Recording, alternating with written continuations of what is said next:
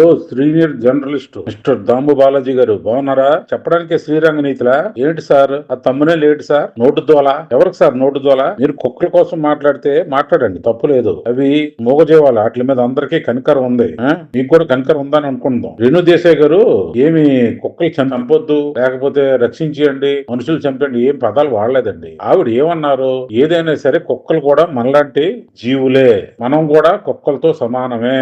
కాకపోతే మనకి విజ్ఞత ఉంది, వాటికి విజ్ఞత లేదు. విజ్ఞత ఉండి కూడా చాలా సందర్భాల్లో కుక్కల్లాగా, పశువుల్లాగా, రాక్షసుల్లాగా ప్రవర్తిస్తుంటారు. అలాగని వాళ్ళందరినీ చంపుకొని పోతున్నావా? అలాగే కుక్కలు కూడా ఒక షెల్టర్ ఇవ్వాలి, అది గవర్నమెంట్ చేయాల్సిన బాధ్యత.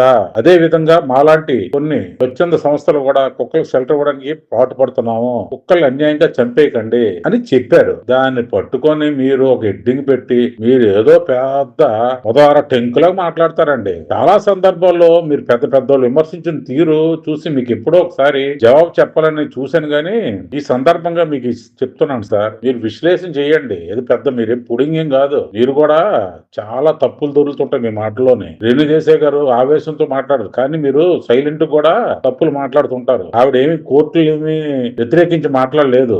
నేను మాట్లాడిన తప్పు అయితే ఎవరు ఏ స్టేజ్ కని వెళ్ళి మాట్లాడతారని మాత్రం అన్నారు. కోర్టులు తీర్పులే తప్పట్లేదు, మనుషులు ఎక్కలేదు, అసలు మీలాంటి వాళ్ళు జోలికే రాలేదు. ఆవిడ అన్నవాళ్ళకి ఆవిడ తగు రీతిలో సమాధానం చెప్పారు. మీరు సైలెంట్ కూర్చొని వైలెంట్ గా మాట్లాడుతుంటే ఒక్కొక్కరికి ఎక్కడో కాలుతుంటది సార్. మీరు సమాధానం చెప్పాల్సిన రోజు వస్తుంది, కంగారేం పడకండి. మీరు ఎన్నోసార్లు పవన్ కళ్యాణ్ గారు దేవదిమ్మర్లాగా విమర్శించారు.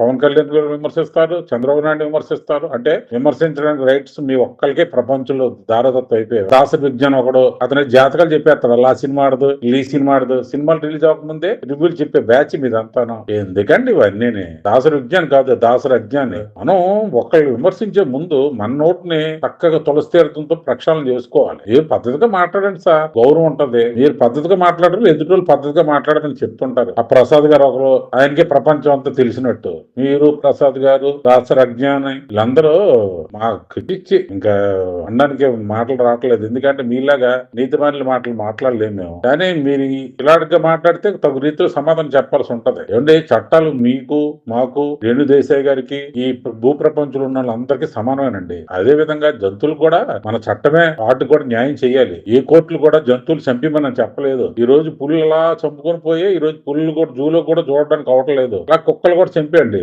ఇవి కూడా జూలో చూడడానికో లేదంటే వీటి కోసం మళ్ళీ సపరేట్ గా ఒక స్కీమ్ లో లేకపోతే ఏవైనా షెల్టర్ లో పెడదాం. ఏం తెలుసు సార్, కుక్కల కోసం అంత సేపలాగా అందరు కుక్కల్లా మాట్లాడుకోవడం. మళ్ళీ కుక్కలంటే మళ్ళీ కుక్కలకు బాధ అనిపిస్తుంది, మమ్మల్ని మీతో పోల్చుకున్నారు అనేసి. మీరు ఏమో ఎదుటోళ్ళు ఏది పడితే అనేస్తుంటారు, ఎదుటోళ్ళు చెప్పిన పాయింట్లు మాత్రం మీకు బాధ అనిపిస్తుంటారు. ఇటువంటి అనైతికంగా మాట్లాడే వ్యక్తుల మీద నేను వ్యక్తపరిచిన అభిప్రాయం పై మీ కామెంట్, లైక్, సబ్స్క్రైబ్ చేయండి. My media, me Janardhan.